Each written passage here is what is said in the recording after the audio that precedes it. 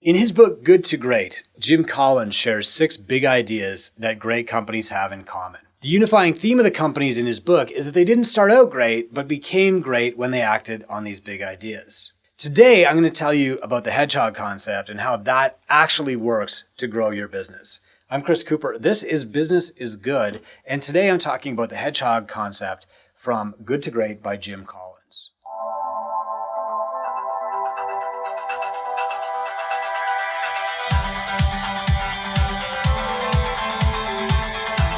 One of the biggest is in this book, Good to Great, that all the big companies share is this hedgehog concept. And the hedgehog concept is a strategy of focusing really, really hard on the thing that you can do better than anyone else, and then repeating your process over and over and over again and staying focused on that one thing. The hedgehog analogy goes like this. There are hedgehogs and there are foxes. Foxes have many tricks. They run around trying to find food. They can hunt. They can run, they can jump, they can steal, they can kill, they can chase, they can jump over, they can even swim. A hedgehog has one trick, to burrow. But most hedgehogs actually outlast the foxes because they are very, very good at one thing instead of kind of good at a lot of different things. The story comes from the Greek parable. The fox knows many things, but the hedgehog knows one big thing. And you can read the analogy in its full form within Collins' book, Good to Great. Jim Collins' book, Good to Great, was really key when I turned my gym around. And so I really wanted to hire him to come and speak at our summit to other gym owners in my mentorship practice, Two Brain Business. So I found his agent. His agent put me in touch with his assistant. We got on a call with his assistant and I spoke for about an hour. She took a ton of notes and then she said, I'll present this to Jim. And a couple of weeks later, I got a voicemail from Jim saying, really love what you're doing with Two Brain. He gave me a lot of specific examples. He had done his research, looked at our blog. He knew exactly what we were doing. And he said, I'm just not taking speaking engagements right now. It was the best turn down that I've ever had in my life. And I respected him even more because of it. And so I saved that voicemail on my phone for a number of years because Collins is notoriously hard to reach. He's a bit of a recluse. He does what he wants to do, and he really wants to do his research and write books. And I was telling this story to my mentor, Todd Herman, when we were walking through Manhattan. And Todd says, that's really cool that you got a hold of Jim Collins and you got this voicemail on your phone and stuff, but I don't think the hedgehog concept is right. And so Todd went on to say that he thought that the future went to the foxes, that the foxes could do anything and still be successful as long as they knew how to build an audience. And he was giving me some examples where, you build up an audience of followers online and you can sell them perfume. You can sell them shoes. You can sell them a course on how to be an influencer. You could sell them Instagram followers, right? You can sell them a lot of different things. And of course, Todd was speaking from his own experience too. He's good at that. But all the time, I was thinking there must be something to this hedgehog concept of focusing on your niche. And at that time, I was very tempted to work with people outside my niche. I had clients who were dentists. I had clients who were chocolatiers and tire stores. And, I loved all these people, home reno businesses. I loved them all, but they were all pulling me away from my hedgehog concept, which is growing gyms so the owner makes $100K net owner benefit and ultimately can become a millionaire. So the growth of my company has actually borne out the value of the hedgehog concept. Todd disagreed with me because he does things a little bit differently. But I think for most of us listening to this podcast, CEOs, business coaches, mentors, and leaders, the hedgehog concept is probably more valuable than trying to flit around and do 100 different things. Even though it's more possible than ever to build an audience and sell a variety of things to that audience, that doesn't mean that we should do it. Now, here's how good companies can become great by following this hedgehog concept. And by the way, this took our company from around $2.5 million a year to well over $6 million, just by focusing on this niche and constantly focusing on our hedgehog concept. So to be really great, a company needs to be 3 things. It needs to be passionate about its purpose to the point that the people on the team aren't distracted by all these other opportunities or by novelty. The company also has to be clear on its economic engine, usually defined as like profit per X, so profit per client or profit per visit or profit per widget or whatever you're selling. And third, they need to be the best in the world at one thing. Now, each of these 3 things that make a company great can be further broken down into its component parts. So let's dig into it a little bit more. Passion, you have to have the right people on the bus. They're motivated. They don't need to be motivated. They are passionate about the mission itself. Economic engine. What really matters most in the business? Is it the number of clients you have, or is it the profit per customer? Is it the number of widgets you produce, or is it the profit per widget? Great companies know the answer and focus their service around maximizing their own economic engine. Think of telecom industries. First, they were selling just phone subscriptions. Then they added long distance. Now they've added satellite TV. Then they added internet, etc. Okay, maximizing profit per customer. And the third thing that the companies need to be is the best in the world. You need to ask yourself, what can I deliver better than anyone else? This isn't a goal or an aspiration. It's what you can actually do.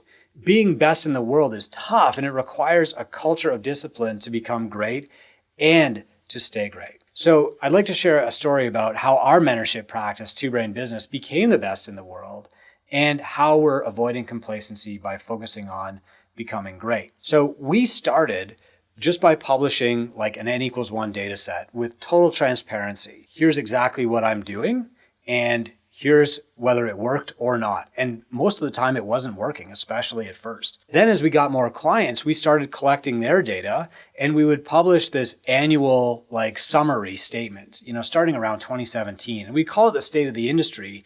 And it was coming from a data set of around 100 people. Here's what's actually working right now. And this was really different from what most gym owners were seeing in the media, from their certifying bodies, from their lobbies, from their representatives, even from their peers on Facebook. Most people were adamant that their thing worked all the time and predicting things that like were never tested, were never revisited. Nobody ever said, well, that didn't work, except for us. And that built a ton of trust because we were approaching things like these empathetic scientists. We were doing the work, we were in their shoes, we were close to their pain, but we were also objective enough to say, well, that worked and here's how much it worked, or that didn't work and here's what it cost us. So that's how we started. And over time, we just kind of like built that data set up.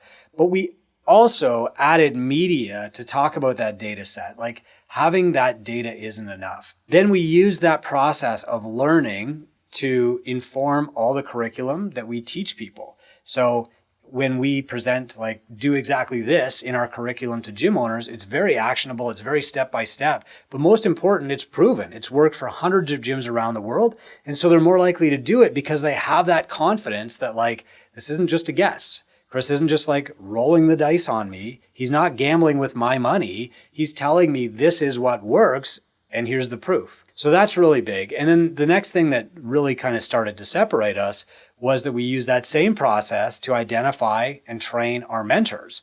So now the mentors were the best clients from Two Brain, people whose gyms had leapfrogged over mine and then leapfrogged over their mentors and were now some of the most successful gym owners, but were also amazing coaches. And so we also taught them how to coach. So now their experience and their scientific rigor helped their clients do even better than they did. And so now, 7 years in, 8 years in, the gyms that are coming through Two Brain right now are way ahead of my gym and absolutely demolishing what I thought was possible in a gym when I started 20 years ago. It's really incredible. And so what's happened now is that there are other business coaching people in the gym space, but they are a fraction of our size. It's not like we're 5% bigger. We're 5 to 10 times bigger, which is great, right? Like we want everybody to benefit from data and from empathetic mentors too. The only trap here is that when you're so far and away the best is that you can fall into complacency, and what I wanted to make sure was that we didn't do that we actually maintained our passion, that we understood how we could be and stay the best in the world, and also that we understood our economic engine. So our mentors are really confident, right? And they're really, really good. But to make Two Brain a great company, I knew that we couldn't be comparing ourselves to the competition. We had to compare ourselves to our potential. And so we started measuring client outcomes and focusing even harder on that. So instead of, can we get a gym owner to 100K net owner benefit? Yeah, we know we can. We've done that hundreds of times. Now we're asking, how fast can we do it? Because we're really competing against our potential to be even better. And that's what's actually going to make our company great. So I wanted to give you this little sidebar because it's really tough to become great. It's even harder to stay great. And so it's tempting, like when you become the best in your market, to just stay there and say, it's working. If it ain't broke, and don't change anything. But the reality is, if you want to be great, sometimes great is harder to be than the best. And to become great, you've got to compare yourself against your potential, not against everybody else. Now, the Hedgehog concept is pretty simple to understand, but it's challenging to put it into practice. Some companies take 3 to 4 years to really figure out what their hedgehog is, which is their unique intersection of passion, economic engine, and best in the world opportunity. Along the way, they might have to make huge changes.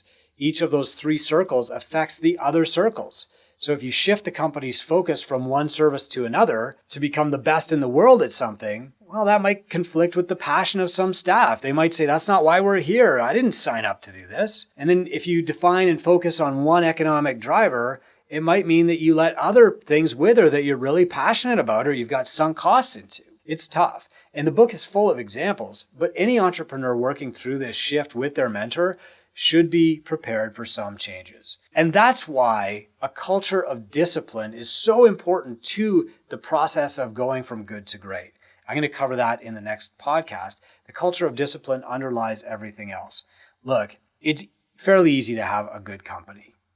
It's really hard to be a great company. But at some point, you have to realize you've reached the limits of your financial drivers. Money just doesn't motivate you anymore. And that's what happened with me. We actually came to this process of going from good to great because I received a couple of acquisition inquiries within a year. And I was just like, I'm not interested at all. The money that's on the table here it's a lottery win for a lot of people. It's more than most people would ever make in a lifetime or their family's lifetime. And I just don't care about it. Not even 1% am I interested in selling. So then I started asking, what am I interested in? And it was building a great company. And that's what led us to this process of good to great. But doing that is still going to be hard because it takes a culture of discipline within me, within my top exec team, within my staff, and within everybody around me. So I'm going to talk about that next time. If you want to talk more about good to great, though, please go to businessisgood.com. You can read some blog posts, listen to some podcasts, or join our community just by clicking through a link. See you next time.